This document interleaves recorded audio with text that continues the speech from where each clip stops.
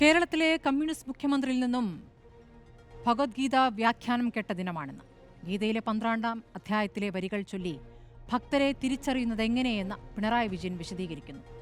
ഒന്നിനെയും ദ്വേഷിക്കാത്തവരും എല്ലാത്തിനും മിത്രമായിരിക്കുന്നവനും എല്ലാവരിലും ദയയുള്ളവനും സുഖദുഃഖങ്ങളിൽ ഭാവഭേദമില്ലാത്തവനും എന്തും സഹിക്കുന്നവനും യഥാർത്ഥ ഭക്തന്റെ ലക്ഷണങ്ങളാകുന്നു. മലപ്പുറത്തെത്തിയാൽ ശ്വാസം മുട്ടുന്ന മുസ്ലിം ന്യൂനപക്ഷത്തെ വെറുക്കുന്ന വെള്ളാപ്പള്ളി നടേശനെ ഔദ്യോഗിക വാഹനത്തിൽ വലതുവശത്തിരുത്തി വന്നിറങ്ങി പിണറായി വിജയൻ ഗീതാനിർവചനം അന്വർത്ഥമാക്കി.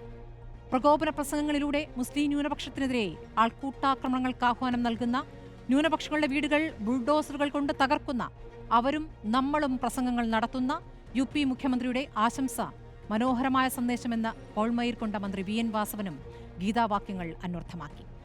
രജിസ്റ്റർ ചെയ്ത 3000 പേർ, ക്ഷണിക്കപ്പെട്ട 500 പേർ, യഥാർത്ഥത്തിൽ എത്ര പേർ എത്തിയിട്ടുണ്ടായിരുന്നു?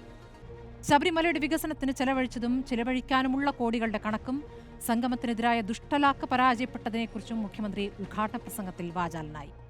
ആരാണ് യഥാർത്ഥ ഭക്തരെന്ന മുഖ്യമന്ത്രിയുടെ ചോദ്യം ബദൽ സംഗമം ആഹ്വാനം ചെയ്ത സംഘപരിവാറിനോടാണോ അതോ 2018-ൽ മല കയറിയ വനിതകളോടാണോ? പുത്തരിക്കണ്ടം മൈതാനത്ത് തടിച്ചുകൂടിയ ആയിരങ്ങളെ സാക്ഷിയാക്കി 4 വോട്ടിന് നിലപാട് മാറ്റില്ല എന്ന പിണറായിയുടെ പ്രസംഗം ഇനി ചരിത്രമാണ്. നവോത്ഥാന സദസ്സിൽ നിന്നും ആചാര സംരക്ഷകരുടെ റോളിലേക്ക് കമ്മ്യൂണിസ്റ്റ് സർക്കാർ എത്തുമ്പോൾ നടന്നത് മതാതീത സംഗമമോ എന്നാണ് ചോദ്യം.